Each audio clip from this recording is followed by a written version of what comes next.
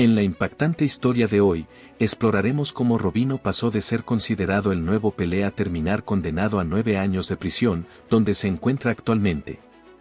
¿Cómo llegó esta estrella del fútbol a estar tras las rejas? Para responder a esta pregunta, repasemos su historia desde el inicio. Robinho nació en un barrio humilde de Sao Paulo. La vida allí era difícil. Su madre trabajaba como empleada doméstica y su padre era vigilante. Durante mucho tiempo, Robinho pasaba sus días en un estacionamiento, ayudando a las personas a aparcar sus autos a cambio de algunas monedas. Desde los 6 años empezó a jugar al fútbol sala, una versión popular del fútbol en Brasil que se practica bajo techo. Con solo 5 jugadores por equipo, Robinho destacó rápidamente y fue fichado por un equipo más competitivo, donde anotó 73 goles en una temporada.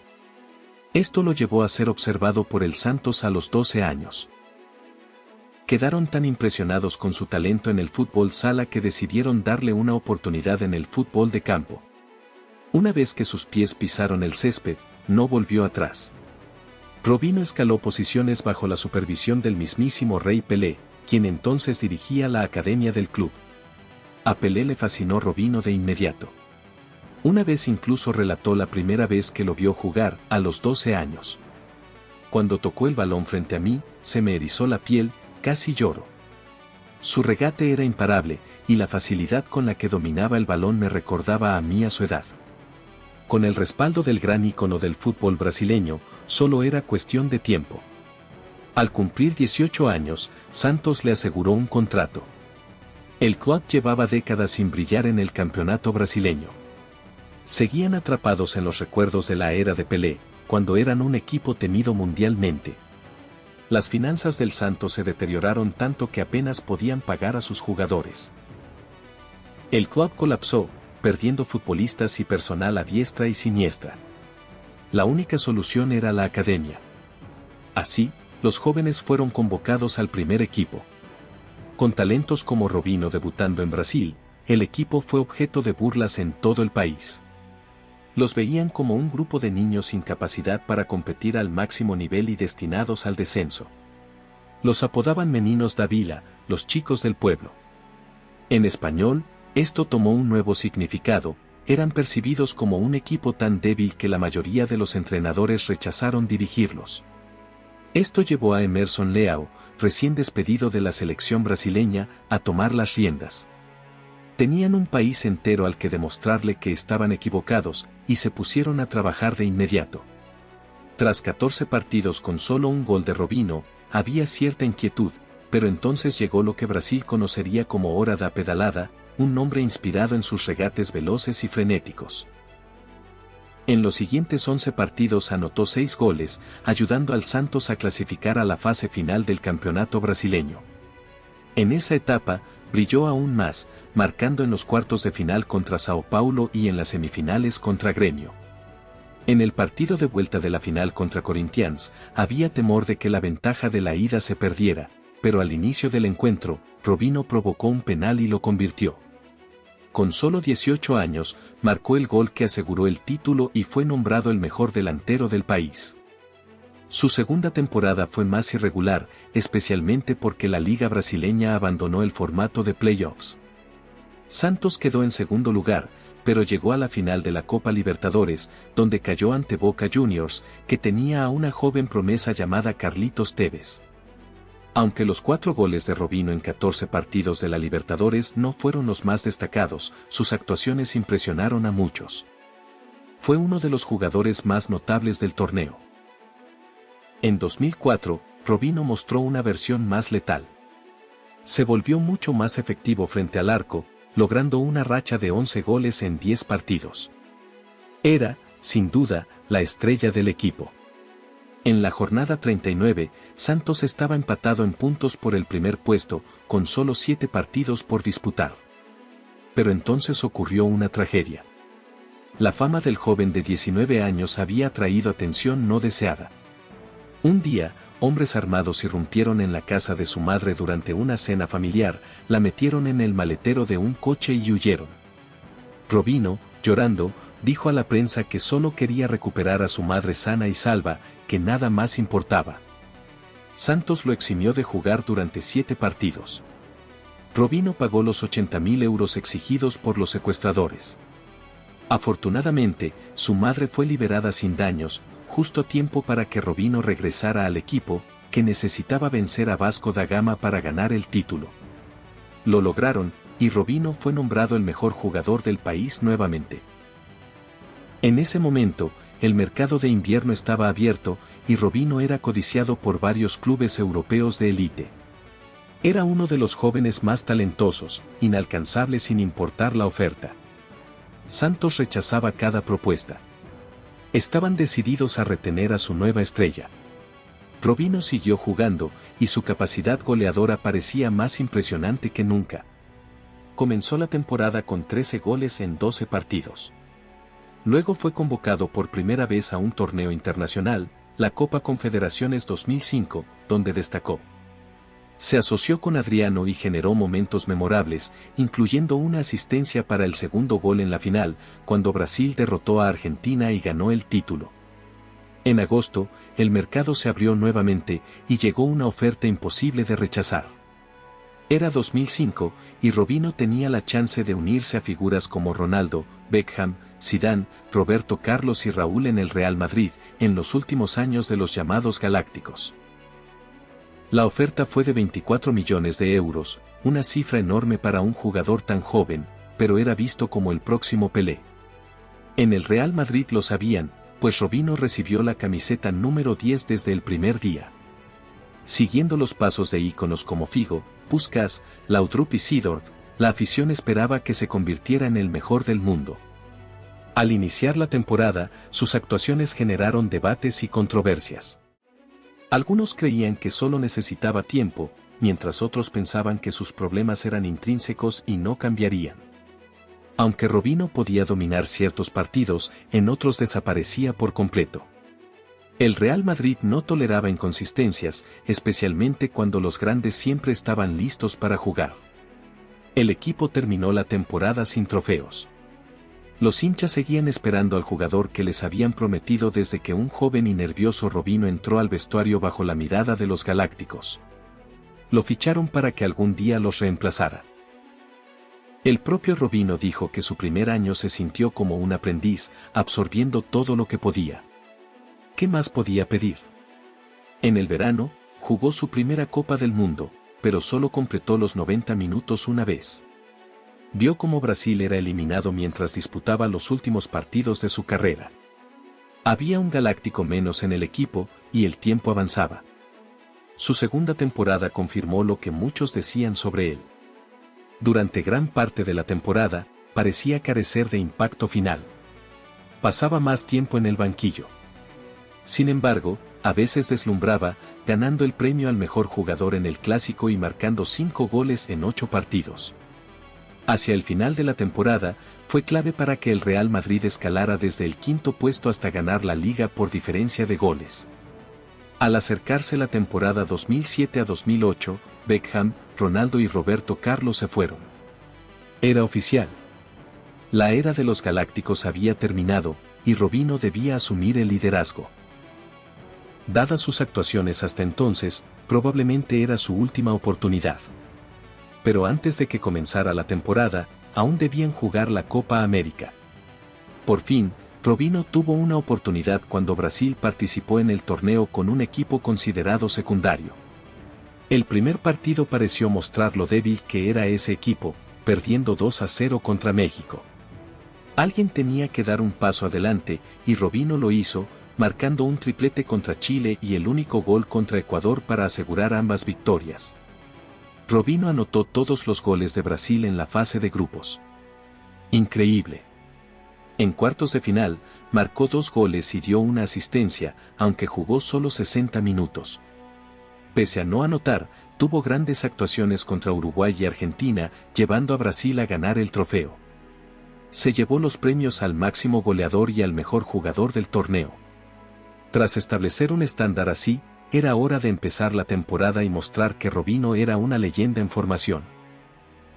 Comenzó con 9 partidos sin contribuir en goles, pero luego todo encajó, logrando 12 contribuciones de gol en 11 partidos.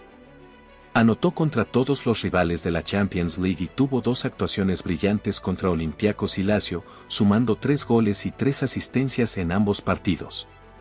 Estas actuaciones llegaron justo antes de cerrar el año. Con la increíble Copa América que tuvo y su buena racha al final de la temporada anterior, Robinho llegó a la votación del Balón de Oro con un año espectacular, a pesar de las dudas que lo rodeaban. Quedó noveno en el ranking, solo detrás de otro jugador del Real Madrid, Ruud van Nistelrooy. Pero tan pronto como los hinchas recuperaron la esperanza, la perdieron nuevamente cuando Robinho empezó a rendir por debajo. Terminó la temporada con solo un gol en 10 partidos. Sus actuaciones fueron una montaña rusa, subiendo y bajando sin cesar. Robinho parecía incapaz de encontrar consistencia. Aunque su gran forma a mitad de temporada ayudó al Real Madrid a retener el título de Liga, había otros jugadores en el equipo más adecuados para su rol, desde Robben hasta Sneijder, Van Nistelrooy y Raúl.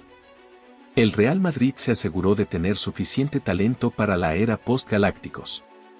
Por eso, intentaron usarlo en una oferta por Cristiano Ronaldo, rompiendo sus promesas de renovar su contrato. ¿Había factores externos que afectaran el rendimiento de Robinho? A él no le gustó esto y buscó forzar su salida, logrando un traspaso de última hora al Manchester City por 42 millones de euros, el mismo día que Sheikh Mansour compró el club. El fichaje fue tan apresurado que, en su primera conferencia de prensa, Robinho confundió al Manchester City con el Chelsea, que también lo quería. Incluso hay rumores de que tardó en darse cuenta de que no se unía al Manchester United, porque no sabía que había otro club en Manchester, aunque esto suena más a broma que a realidad. Curiosamente, su debut en la Premier League fue contra el Chelsea, donde marcó un tiro libre espectacular, mostrando a los rivales lo que se perdían. Robinho parecía adaptarse sin problemas al fútbol inglés, marcando un triplete una semana después y sumando 12 goles antes del año nuevo. Pero entonces, ocurrió de nuevo, 17 partidos sin marcar, actuaciones pobres y especulaciones, especialmente tras una disputa con el entrenador Mark Hughes, quien le prohibió viajar a Brasil durante el verano. Participó en su segunda Copa Confederaciones y, aunque menos destacado que en la primera, Brasil volvió a ganar. Su segunda temporada fue un desastre total. No podía evitar que su tiempo en el Manchester City se desvaneciera tras un inicio prometedor. Primero llegó una lesión de 3 meses, y cuando regresó, el equipo había cambiado. Con Tevez y Adebayor, Robinho ya no era la única estrella. Para empeorar las cosas, Mancini tomó el mando con un enfoque más estricto que exigía un esfuerzo que Robinho no podía ofrecer. Todo terminó de la peor manera, con Robinho siendo sustituido. Mancini había tenido suficiente, y Robinho también estaba harto de la Premier League. En enero, se arregló un préstamo a Santos para que jugara unos meses mientras buscaba un nuevo club en Europa. Pero esta vez trajo otra historia épica que vale la pena contar. Robinho se unió a un equipo joven y talentoso, con figuras como Neymar, Ganso, Alex Sandro y Danilo. Anotó 12 goles en 23 partidos, ayudando al Santos a alcanzar la gloria al ganar la Copa de Brasil. Este fue solo el tercer trofeo nacional del Santos desde la era de Pelé, y Robinho estuvo involucrado en cada uno. En cierto modo, realmente era el próximo Pelé. Estas actuaciones aseguraron su convocatoria a Brasil para la Copa del Mundo de 2010, donde, aunque marcó en los 2 partidos de la fase eliminatoria, Brasil fue eliminado en cuartos de final. De vuelta en Europa, su siguiente traspaso se concretó cuando el Manchester City lo vendió al AC Milan por 18 millones de euros. Robinho se unió a un equipo repleto de talento. Aunque David Beckham se fue, aún estaban Ronaldinho, Inzaghi, Pato, Ibrahimovic, Cassano, Pirlo, Gattuso, Seedorf, Thiago Silva, Zambrotta y Nesta. Curiosamente, se reveló que el fichaje de Robinho fue a pedido de Zlatan.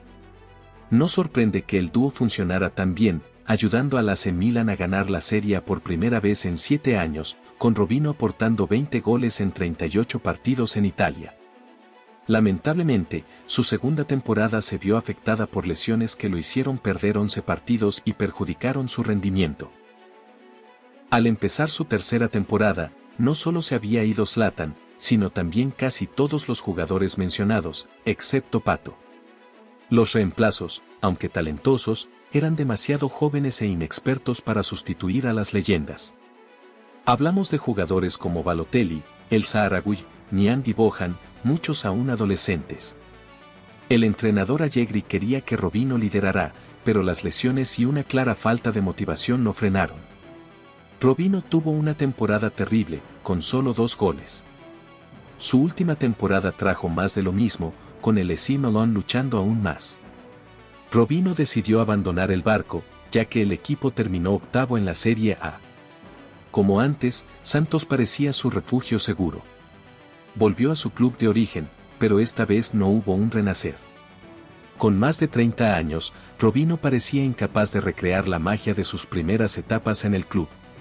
Tras 1 año y medio y 17 goles, se mudó a China para unirse al Guangzhou Evergrande, dirigido por su exentrenador Scolari. Esta etapa duró solo 6 meses. Durante ese tiempo, fue convocado para la Copa América, su primera cita internacional desde 2011 y la última, pese a un gol y una asistencia en 163 minutos jugados. Su siguiente destino fue el Atlético Mineiro en Brasil, donde marcó 25 goles en 55 partidos en su primer año, una cifra modesta, pero suficiente para ser el máximo goleador del país ese año. Estuvo cerca de ganar la Copa de Brasil, pero perdió la final ante Gremio.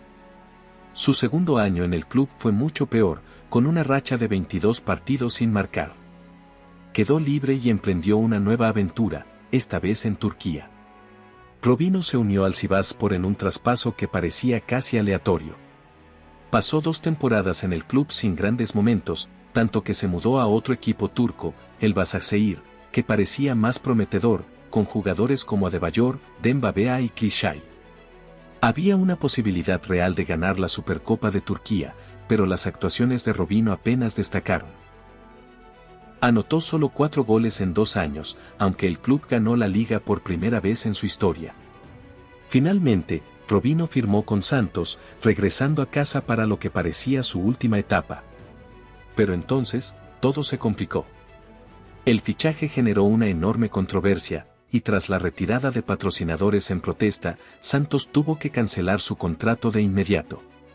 Desde 2013, Robinho enfrentaba acusaciones de agresión sexual.